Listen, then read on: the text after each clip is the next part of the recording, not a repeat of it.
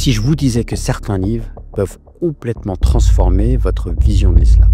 Parce que oui, il y a des livres qui vous poussent à réfléchir, qui remettent en question des idées reçues, et puis ils vous poussent à redécouvrir la profondeur de cette religion. Donc restez avec moi parce que je vais vous présenter des ouvrages qui, à mon sens, sont incontournables et qui vont pouvoir vous permettre de changer votre manière, non pas de voir l'islam, mais de penser l'islam. Alors, dans cette vidéo, je vais vous partager une sélection de livres qui sont écrits par des auteurs brillants. Et chacun, il apporte une perspective unique sur l'islam.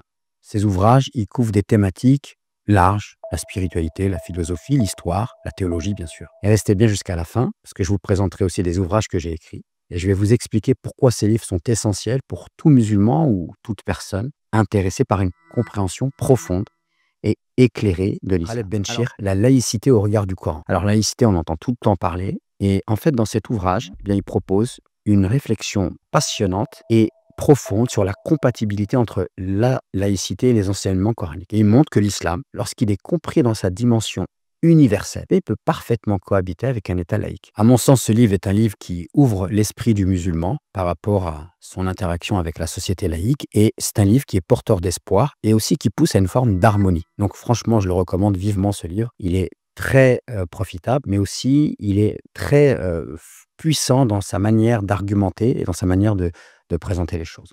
Alors, il y a un autre livre d'un auteur remarquable, Mohamed Harkoun, paix à son âme, pour une critique de la raison islamique. Donc, Mohamed Harkoun, c'est connu, c'est un pionnier dans la réflexion sur l'islam avec l'approche historico-critique. Donc, c'est un livre qui déconstruit les lectures traditionnelles pour inviter à un questionnement à la fois philosophique, historique et épistémologique. Il est dense, mais il pousse à réfléchir au-delà des dogmes pour retrouver en fait la vitalité intellectuelle de l'islam. Donc, ce n'est pas un livre qui est contre l'islam, c'est un livre qui est pour l'islam. Je vous propose aussi un ouvrage de Malek Benabi, Les conditions de la Renaissance musulmane. Donc, c'est un classique. Et Malek Benabi, il explique pourquoi, d'une part, le monde musulman il a connu un déclin après avoir été une civilisation brillante. Et il analyse aussi les causes internes et externes. Et il propose des solutions concrètes pour retrouver une dynamique de progrès. Donc, ce livre, c'est une véritable feuille de route pour une renaissance intellectuelle et spirituelle. Propose aussi le livre de Malek Shebel, L'islam et la raison. Donc Malek Shebel, un anthropologue, il nous offre une vision lumineuse d'un islam humaniste centré sur la raison, la culture et la spiritualité. Ce livre, il redonne ses lettres de noblesse à une tradition souvent réduite à des règles rigides. À mon sens, c'est une lecture essentielle pour ceux qui veulent explorer l'islam dans toute sa richesse à la fois culturelle et intellectuelle. Alors, un livre qui peut peut-être être désagréable, mais comme vous le savez, parfois, le médicament qui soigne, il est amer. C'est le livre de Abdelwahab Medeb, La maladie de l'islam. Donc, l'auteur, il analyse les dérives idéologiques et politiques qui ont marqué le monde musulman. Ce livre, c'est une critique acerbe, mais courageuse, et aussi lucide, des mots qui empêchent l'islam de s'épanouir pleinement aujourd'hui, dans le monde contemporain. C'est une œuvre incontournable pour comprendre les défis de notre époque. Je vous propose aussi le livre du penseur pakistanais Mohammed Iqbal, La reconstruction de la pensée religieuse en islam. Donc Iqbal, c'est un visionnaire, c'est un penseur brillant. Et dans ce livre, il appelle à réinterpréter les principes de l'islam à la lumière des connaissances modernes. Son style, il est à la fois poétique et philosophique, et son message, il est clair. L'islam doit être une source de dynamisme et d'innovation, pas de stagnation. Le livre de Youssef Siddiq, Nous n'avons jamais lu le Coran. Donc c'est un titre qui est provocateur, mais en même temps, il se donne les moyens d'être provocateur vu le contenu du livre, parce que le contenu, il est fascinant. Et c'est de dire qu'il nous invite à redécouvrir le Coran avec des yeux neufs, en mettant en avant sa profondeur à la fois littéraire et philosophique. Ce livre, c'est une invitation à dépasser les lectures mécaniques pour accéder à la beauté et à la sagesse du texte sacré. Il propose également de découvrir le livre d'Asma Lamrabet, Islam et femmes, les questions qui fâchent.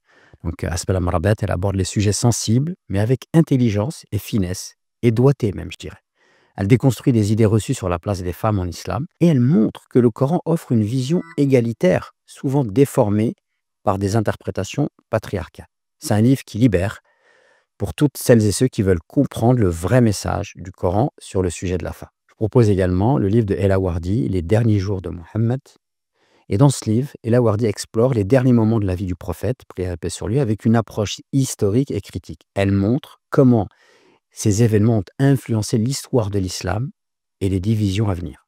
Donc c'est une lecture qui offre une perspective différente de ce qu'on a l'habitude d'entendre et qui finalement nous pousse à réfléchir. Donc je profite de cette vidéo aussi pour vous parler de 3 livres que j'ai publiés. Donc le premier aux éditions Al-Buraq, Consumérisme et valeurs de l'islam. J'ai écrit ce livre parce qu'en fait, je m'étais rendu compte, lorsque j'étais imam, que beaucoup de problèmes chez les musulmans venaient d'un style de vie qu'ils s'étaient approprié, à savoir le consumer. Non pas consommer pour vivre, mais vivre pour consommer. Et je m'étais rendu compte que cette consommation à outrance, en fait, elle créait d'énormes perturbations dans la vie des êtres humains aujourd'hui, que ce soit d'un point de vue spirituel, d'un point de vue de la santé. Et j'ai voulu essayer d'analyser cela. Et dans ce livre, en fait, j'ai pris le parti de mener une critique acerbe contre la société de consommation en prenant des principes islamiques. Donc ce livre-là, ça a été finalement une occasion de parler de l'islam et de sa spiritualité. Ensuite, le deuxième livre que j'ai écrit s'intitule « Croire en Allah, c'est croire en soi ».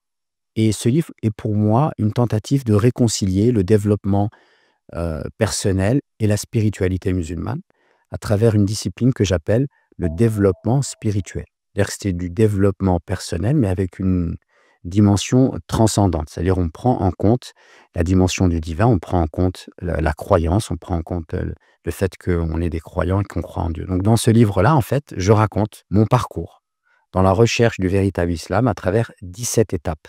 Et chaque étape se termine par une sagesse. Donc c'est un livre, je pense, qui parle à une génération de croyants qui ont vécu ce que j'ai vécu, c'est-à-dire la double culture, d'être confronté au racisme en France et comment gérer ça, comment gérer aussi le fait d'affirmer son identité religieuse sans tomber justement dans une approche trop identitaire de l'islam. Donc c'est un livre où je vous livre un certain nombre de réflexions, mais qui sont des réflexions qui sont liées au parcours que j'ai dû suivre, que j'ai dû affronter en fait, par rapport à cette idée de double culture en France, par rapport à cette idée de la religion, à l'idée qui consiste à dire qu'on n'a pas à recevoir une approche religieuse qui viendrait de pays étrangers, mais on a à construire notre spiritualité en prenant en compte le contexte français.